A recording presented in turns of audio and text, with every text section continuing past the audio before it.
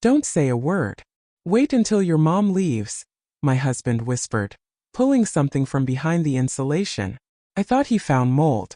He found a folder with my name on it, dated 19 years ago. They asked us to come early. Easter, after all, is a holiday, a family holiday. I came with Martin, my husband, who always straddles the line between, I put up with it for your sake, and God, why should I do this? He was particularly silent that day. Whether it was because of the mayonnaise pie filling or because of Karen, my mother, who had a knack for turning any meal into a cinnamon-wrapped session of accusatory hypnosis. Lana, you've got the wrong hands, she said on the doorstep. You could help me clean out the attic. There's a lot of junk that needs clearing out. Well, you're always the one who fixes things. Martin raised an eyebrow and I shrugged. It was an old dance and I could still step to the beat. We went upstairs. Dust, warmth, old furniture as if assembled from guilt and splinters. Typical attic of people who never throw anything away, but are convinced that we've got it all under control. Martin was rummaging around in the corner for something, picking at the insulation with his finger, while I tried to figure out why they still kept a TV and lamps in the house. Then silence. He straightened up, turned pale, and looked at me the way one looks at a puppy about to step on a trap. Don't react. Wait for Karen to go downstairs. I froze. Martin wasn't prone to theater, and certainly not at family events. I waited. Her voice came from downstairs, calling for Lance, my father, to bring more plates. Martin reached into the gap between the beam and the wall, which reeked of mice and resentment, pulled out a gray box. It was a cardboard box like a shoebox but old. It was wrapped in construction tape, with the bristles of a paint roller still stuck to it, probably from a past repair that no one had finished. He handed it to me. On the lid, my name. Full. Ilana Grace Wheeler. And the date? 19 years ago. What the hell? I whispered, even though I knew it was no good. Families like mine don't keep things in the attic for no reason. It's not memories, it's evidence. There's a folder in the box. Legal documents neatly filed. Page after page, a trust. A foundation. Established by a woman named Sylvia M. Clark. For me. In my name. With specific conditions including disclosure at age 18. There's an envelope on top, folded as if from an old hopeful letter. Signed to be opened at age 18. Only to you. I felt the world crack, not with a clatter, but with a strange internal crunch. I didn't scream. I didn't cry. Just sat in the middle of the dust with a letter that, in good conscience, should have changed my life 14 years ago. Not on Easter morning to a soundtrack from Michael Bublé. Do you think they've forgotten? I asked Martin. He didn't answer. Just sat down next to me. Because at that moment it was already clear this wasn't forgetfulness. It was something more serious. I opened the envelope. The paper was thick, smelled of thyme and lavender. The lines were crisp. No metaphors, no poetry. Just facts. Written by the hand of a woman who had apparently put up with the stupidity of others for too long. Ilana, if you're reading this, the truth is still hidden. I wasn't Aunt Sylvia to you. I'm your grandmother. Your mother, Joanna, died when you were very young. Karen and Lance became your guardians. It was my choice. But on the condition that you knew everything by the time you came of age. This fund is your inheritance. It belongs to no one but you. And if everything goes according to plan, you already know the truth. And if it didn't, then I'm sorry. I read the letter twice. Then a third time. Martin didn't say a word. He just held my wrist like he was trying to see if I had lost my pulse. I was raised by people who identified themselves as parents. Who fed me, clothed me, punished me, devalued me, told me I was too complicated. And all the while they weren't my parents. They were the caretakers. Convenient keepers of lies. Appointed by a grandmother who seemed to be at least trying to do something right. Trust. Money. A chance to start. Gone. Into the exact same hole as honesty. We went downstairs. Karen was just pouring frosting over the cakes, humming to herself. Lance was arguing with Aunt Donna about what kind of ham was really Easter. Natalie, of course, was late as usual. Successful people are known to be on their own schedule. I sat down at the table without saying a word. I looked at Karen. She was smiling. She'd been smiling all this time, even when she'd cut off my dreams, cut my ambitions to pieces and called it common sense. I suddenly realized, My life was built on constructs I had nothing to do with. My last name was the result of an agreement. My story is a poorly acted play. And the box in the attic wasn't just a container of papers. It was a door. To hell. Or reality. There was no difference at that moment. Martin leaned over and said quietly, "Do you think they were ever going to tell?" I didn't answer. Because I knew the answer. And it wasn't worth a word. After dinner, Karen put candles on the table for some reason. "Tradition," she said. As if this silly flame ritual could warm anything but the smell of disappointment in the house. Everyone sat around, picking at the leftovers, pretending it was business as usual. I just watched the candle flame flicker in the draft, and wondered how much longer I'd have to lie to myself. Natalie, as always, showed up with a bang. She walked in like the heroine of a cheap melodrama, in a light-colored coat with a phone to her ear 40 minutes late. Everyone applauded in their heads. Only I didn't. "Oh, Lana's here," she tossed with a slight chuckle and kissed Karen on the cheek. She hugged me the way an accountant hugs an accounting department out of politeness, without a shadow of emotion. She sat down and the parade began. New orders, design projects, meetings with investors. As always, her success was so loud that nothing but the rumble of emptiness could be heard in it. I once believed that she was breaking through honestly, that she was being praised deservedly. Now I watched and tried to remember at what point exactly I was turned into a minor character in my own home. Karen brought out a second bottle of wine. Lance was talking about tax deductions. Martin was quietly breathing next to me, trying to be furniture. And all I could think about was how many of these people knew about the letter, about the money, about Sylvia, about who I really was. The answer was somewhere between dessert and indifference. Later, in the bathroom, when I looked at myself in the mirror, I thought my reflection wasn't mine. Like I was looking at someone who had just taken my place, pretending to be me. This woman with tired eyes and a tense jaw. Who was she anyway? I didn't feel rage. There was only emptiness. The kind of emptiness that comes when you realize you weren't just betrayed. You were never even acknowledged. In the morning, I woke up before anyone else.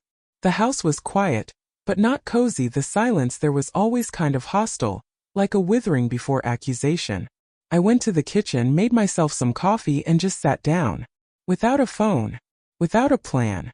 No role. Martin came out later, already dressed, with that look on his face that people usually have when they're ready to leave a party where no one's drinking and everyone's yelling. He looked at me without asking and just said, "We're leaving tonight." "Are we?" I nodded. No questions. No arguments. The holiday ended yesterday when the attic became the source of truth. We said goodbye as if nothing had happened. Karen even gave us a box of leftover ham wrapped in foil. Lance wished me a safe trip and kissed me on the temple as if everything was fine, as if I was a 17-year-old girl again and he was just glad I was home for the vacations.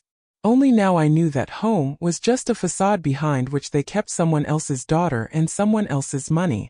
On the way back, I held the folder in my lap, like a suitcase of evidence.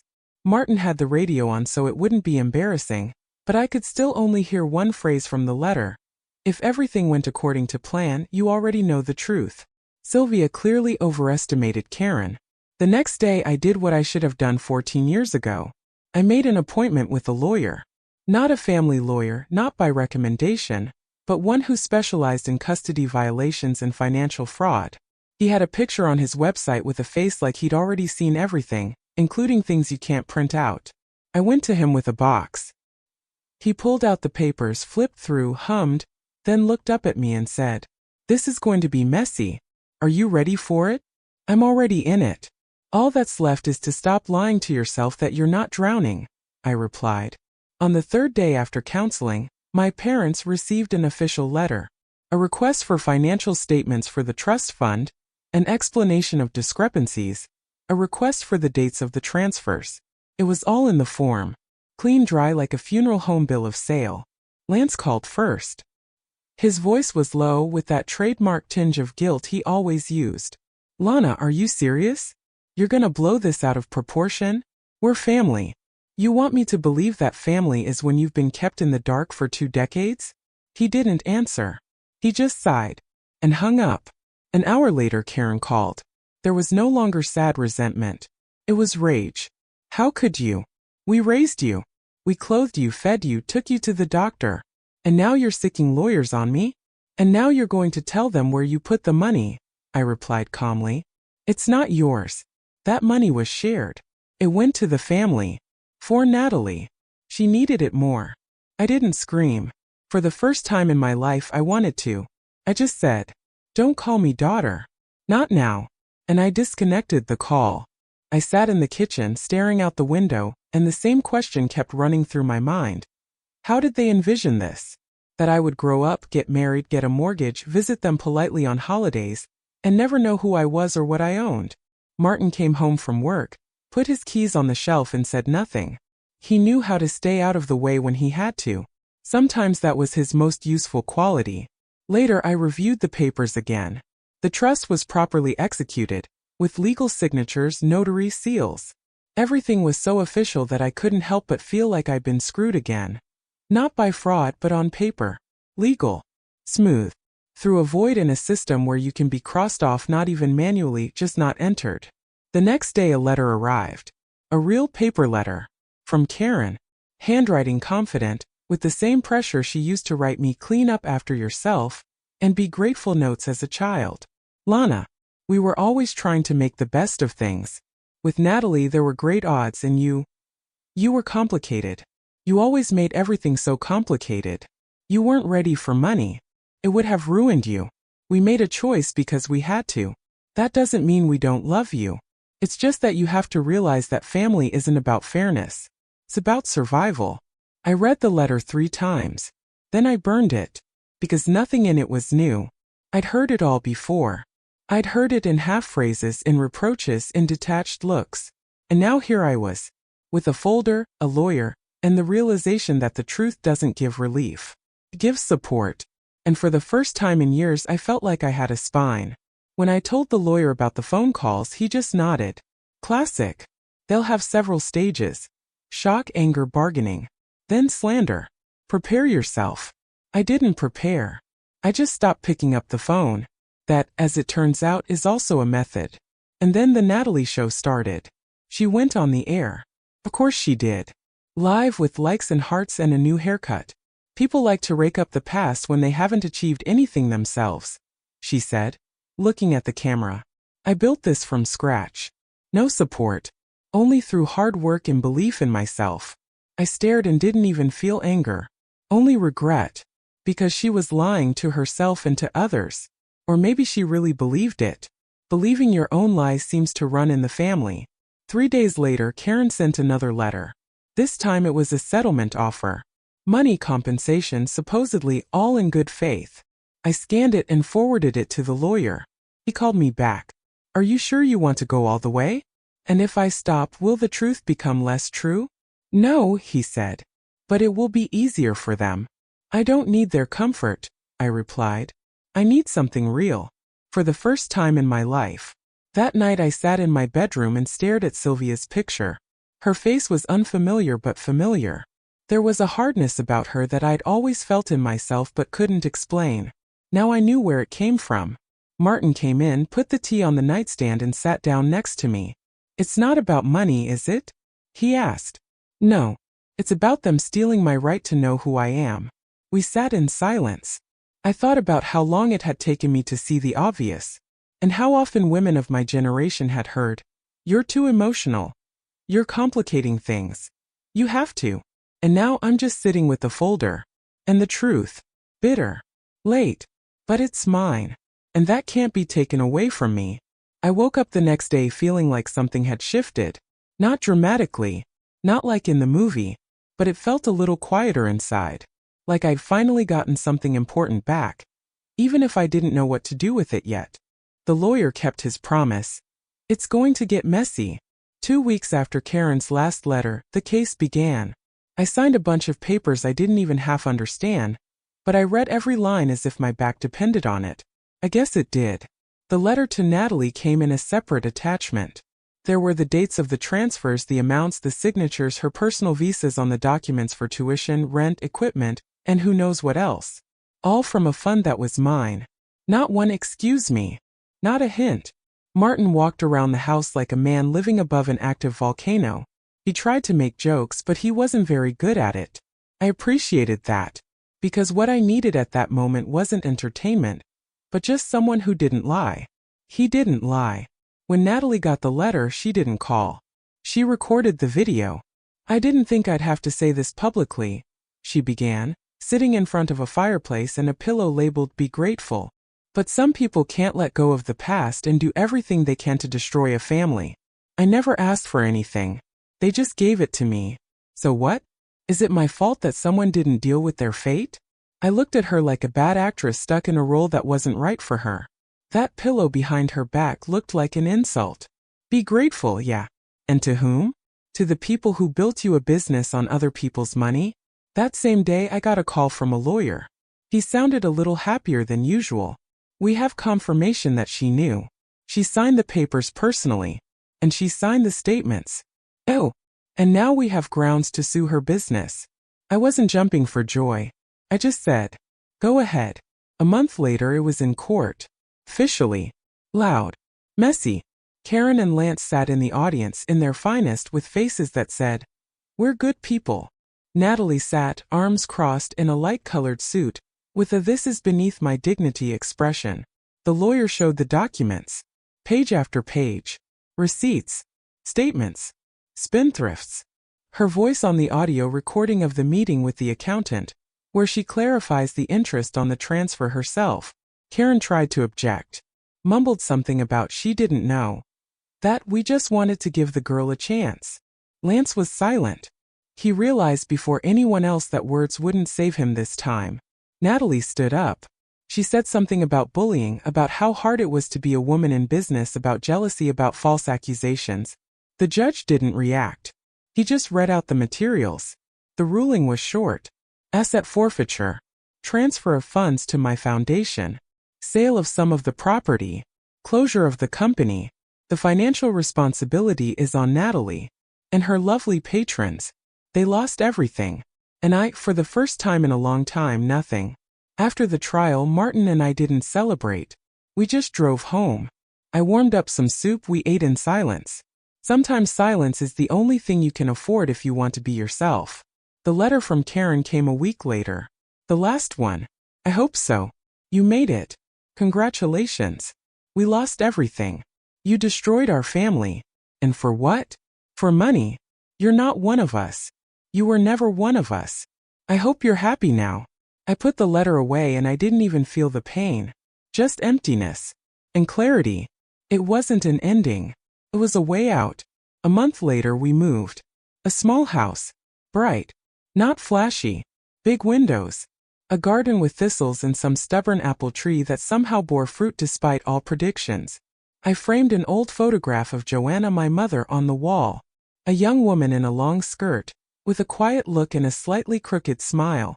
My real mother. Without the falseness. Without secret conditions. I didn't want revenge. I wanted the truth. Now I had it. Dirty. Late. Complicated. But my own. And that was enough. Life after trial doesn't get easier overnight. No one hands you a medal for moral stamina, or sends you a fruit basket for staying sane. You just wake up one day, and for the first time in a long time there's no heaviness in your chest. First I kept waiting for a catch. That someone would call. That the court would overturn the decision. That Natalie would find a way out. That Karen would show up with a new version of the truth. But nothing happened. And that silence was more terrifying than any confrontation. I did simple things. I cleaned. Replanted flowers. I went to the supermarket. I washed pillowcases. And there was something ceremonial about every action. It was as if step by step, I was scrubbing my life of the sticky film of other people's decisions. Martin suggested we go on vacation. I declined. I didn't want to run away. I wanted to stay. To sit on the porch, to breathe the regular air, to not think about how things looked from the outside. Just be. No role. No judgment. One day I found an old postcard in a drawer from Sylvia. I remembered her from my childhood. A little abrupt but always attentive. She sent books, bookmarks, little notes. At the time it just seemed like attention from a relative. Now I knew they were crumbs she left behind so that I wouldn't be completely lost. The postcard was a picture of a woman walking down a long road. The caption was sprawling straightforward. When you don't know where to go, go where it doesn't hurt. I put the postcard on the shelf. Not as a symbol. Just as a reminder that not everything about me is Karen's. Sometimes I dreamed about Natalie. In my dreams she was always explaining things, proving things, persuading me. And I'd stand there and listen, but I wouldn't hear a word. Just the wind. Only the silence, which was finally no longer hostile. On my old laptop, I kept a folder called Family. There were scans of documents, old photos, copies of letters, even screenshots of Natalie's broadcasts. All of this I was collecting as evidence in a case, as if to confirm to myself that it wasn't all for nothing. That night I opened the folder, highlighted everything and hit delete. Not because I forgave. It was because I let go. I didn't need those files anymore. I wasn't going to prove anything to anyone. I knew what had happened. I knew what I had become. When I turned off my laptop, I felt the space around me become truly mine for the first time in a long time. Not one other person's face. Not one voice demanding an account. Just me. My cup. My home. My life. And if someone calls that selfishness, let them. I prefer that diagnosis to all the love that has been forced upon me under the guise of duty.